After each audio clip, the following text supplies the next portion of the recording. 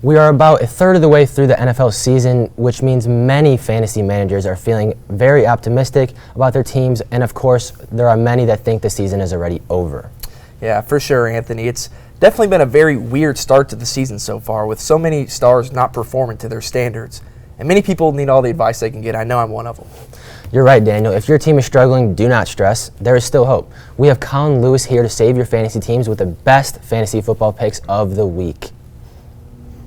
Thanks, guys. That's right. We got NFL action kicking off tonight, and for those of you managing fantasy teams, I have the picks to push you over the top. First up, for the starts of the week, we have a pair of running backs. DeAndre Swift has dropped 20-point performances in back-to-back weeks and is going up against a feeble Jaguars defense. Volume is the name of the game, and Swift has had the lion's share of the volume in the Chicago offense. Next up, we have Chase Brown for the Cincinnati Bengals. Brown is second in the league in explosive runs, with 22% of his carries going for 10 or more yards. His volume and points per game have steadily increased to start the season, and his backfield mate Zach Moss is banged up and could miss the game against the Giants.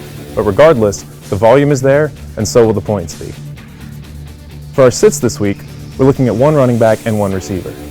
Rico Dowdle is coming off of a high-volume, near 20-point performance against the Steelers and has taken over the Cowboys' backfield. However, the matchup is brutal with the Detroit Lions, who have given up the least receiving and rushing yards to running backs in the NFL. Dowdle is a good pick in future weeks, just not this one. Finally, we have Tank Dell.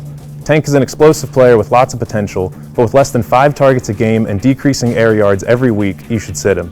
Even with Nico Collins going on the IR, Dell is a boomer bust pick, and I'm leaning bust. That'll do it for your start 'em sit 'em picks this week.